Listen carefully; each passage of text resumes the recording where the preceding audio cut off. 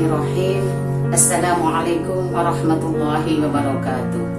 Wal takum minkum ummatu yad'una ilal khair wa ya'muruna bil ma'ruf wa yanhauna 'anil munkar wa ulaika humul muflihun. Raditu billahi rabba wa bil islami dina wa bi Muhammadin nabiyya wa rasula. Asyhadu an la ilaha illallah wa asyhadu anna Muhammadan abduhu wa rasuluh. Amma ba'du. Yang saya hormati Bapak Ibu wali murid SD Muhammadiyah 2, anak-anakku yang kami cintai, siswa-siswi SD Muhammadiyah 2 Sekolah Anak Soleh, dan ustadz-ustadzah, guru karyawan SD Muhammadiyah 2 yang berbahagia.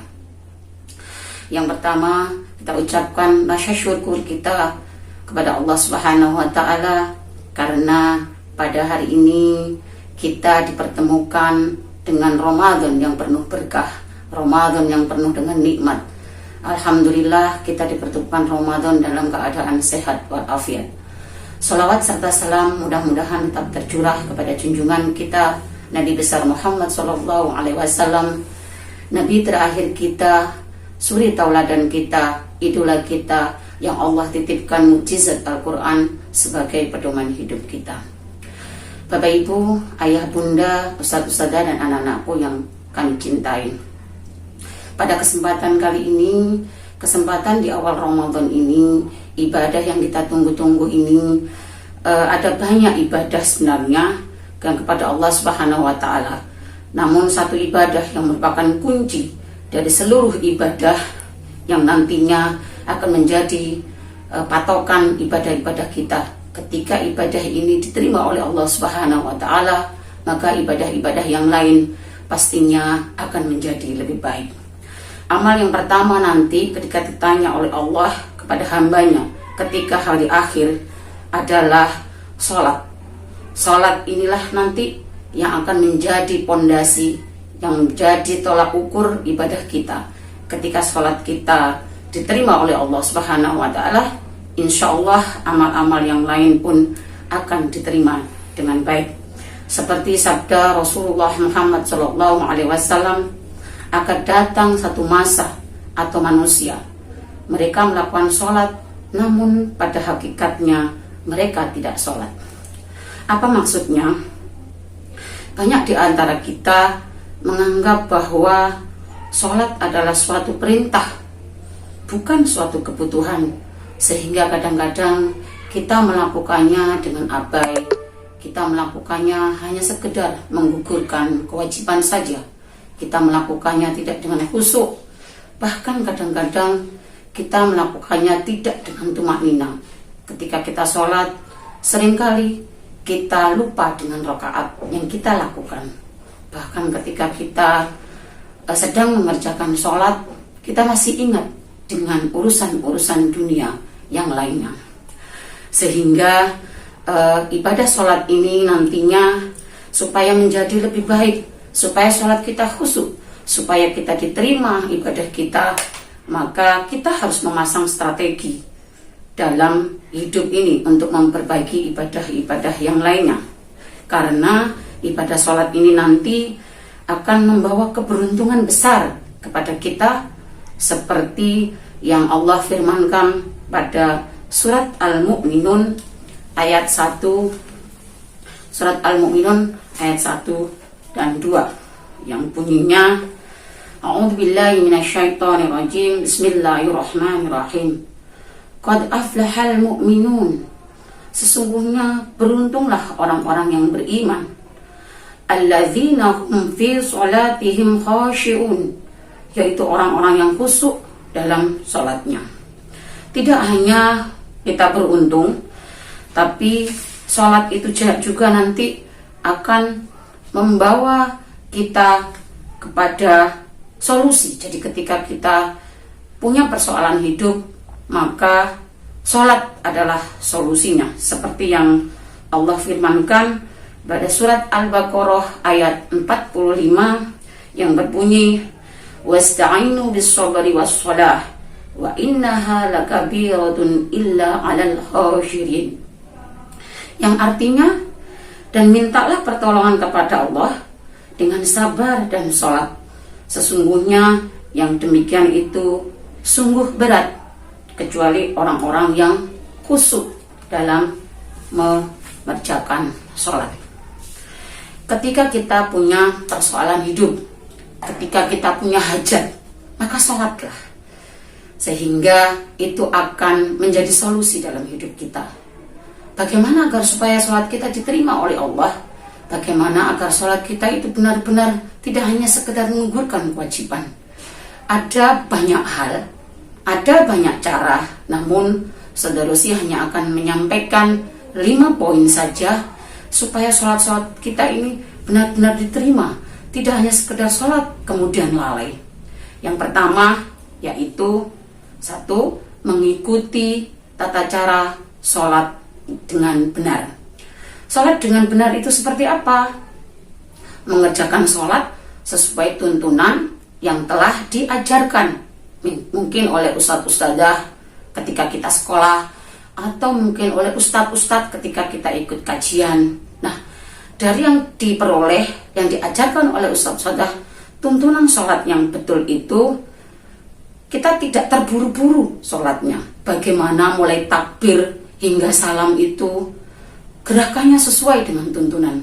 Bagaimana takbir dengan benar, bagaimana rukuk dengan benar, bagaimana sujud dengan benar, itu semua dilakukan sesuai tuntunan, sehingga sholatnya tumakninah, tidak terburu-buru, tidak seperti dikejar setan gitu. Kalau ada anak-anak bilang gitu, terus sholatnya terburu-buru, kayak mau dikejar setan. Nah, kalau kita mengikuti tuntunan yang benar, gerakannya sudah benar, maka hal itu tidak akan terjadi.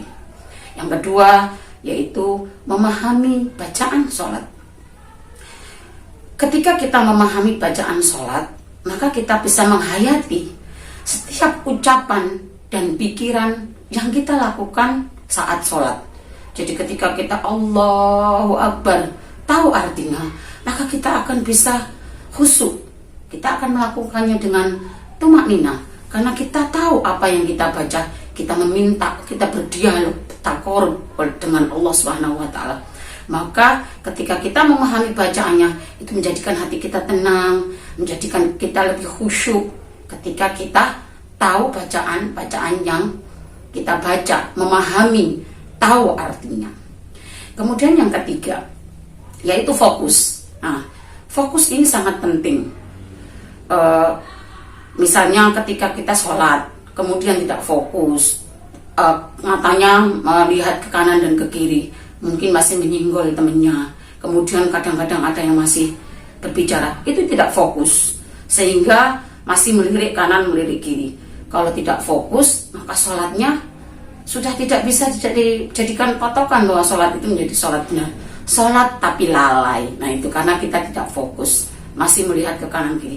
Fokus ketika sudah takbir, harus matanya memandang ke tempat sujud, kemudian melafalkan doa-doanya dengan benar. Selanjutnya yaitu lingkungan yang bersih. Nah, ini lingkungan yang bersih itu adalah hal yang sangat penting. Ketika kita mau sholat, terlebih dahulu kita melaksanakan wudhu. Wudhunya juga harus dengan benar tata caranya. Kalau wudhunya sudah benar, maka ada doa wudhu. Kemudian setelah itu kita cek, apakah pakaian yang kita pakai saat sholat itu sudah bersih? Apakah mukena yang kita pakai, sarung yang kita pakai itu tidak najis? Nah, itu harus diperhatikan. Setelah itu tempat sholat, apakah di sekelilingnya itu rapi dan bersih? Kemudian apakah sajadahnya itu tidak najis? Itu sangat penting, karena ketika lingkungan bersih, maka akan membawa kenyamanan dan kenikmatan ketika kita melakukan sholat. Kemudian yang terakhir, poin yang terakhir, bagaimana agar sholat kita menjadi khusyuk dan diterima oleh Allah Subhanahu wa taala. Yang kelima adalah menganggap sholat yang kita lakukan itu adalah sholat yang terakhir yang kita lakukan. Karena sebagai manusia, bahkan mungkin sebagai manusia jin dan lainnya, kita tidak tahu nasib kita setelah kita sholat itu apa yang terjadi. Maka kita menganggap sholat kita yang kita lakukan terakhir itu adalah menjadi sholat terakhir yang terbaik yang kita persembahkan oleh Allah Subhanahu wa taala. Syekh Ibnu Mulkin mengingatkan kepada kita, bila kau sedang ruku, Janganlah bayangkan usiamu panjang saat sampai iktidal. Bila kau sedang iktidal, jangan bayangkan usiamu sampai sujud. Bayangkan bahwa surga ada di sebelah kanan kita dan neraka ada di sebelah kiri. Bagaimana Sidratul Muntaha itu nanti kita lewati. Kalau kita membayangkan itu, maka akan muncul kekhusyuan di dalam sholat kita. Akan muncul kekhusyuan ketika kita mengingat mati. Jadi, yang nomor 5 tadi, ketika kita sholat, anggap bahwa ini adalah sholat terakhir. Ya Allah, semoga sholatku yang terakhir itu diterima oleh Allah Subhanahu wa Ta'ala. Itu anak-anakku, Bapak Ibu, Ustazah, sholat yang khusyuk itu tadi ada 5. Yang pertama, mengikuti tata cara sholat dengan benar. Kemudian yang kedua, memahami bacaan sholat. Yang ketiga, fokus. Yang keempat, lingkungan harus bersih. Dan yang kelima, anggaplah sholat kita itu adalah sholat yang terakhir, sehingga sholat itu menjadi sholat yang paling indah, sholat yang paling bagus sebelum kita menghadap oleh Allah Subhanahu wa Ta'ala. Semoga apa yang disampaikan oleh Ustazah Rosi ini bermanfaat untuk Ustazah Rosi sendiri khususnya, dan untuk kalian semua yang saat ini sedang melihat YouTube kita Isti Muhammadiyah 2. Semoga bermanfaat, dan setelah itu apa yang kalian pahami diterapkan dalam kehidupan sehari-hari. Tidak lagi sholatnya seenaknya, tidak lagi sholatnya karena ini waktunya sholat di sekolah jamaah aku harus mengikutinya. Tidak. Mulai detik ini, saat ini harus diniatkan dalam hati, diikhlaskan bahwa sholat kita nanti benar-benar diterima oleh Allah Subhanahu wa Ta'ala. Sekali lagi terima kasih atas perhatiannya. Mohon maaf apabila ada salah-salah kata dari Ustazah Rosi. Nuhun wal qalami wa mansturun. Wassalamualaikum warahmatullahi wabarakatuh.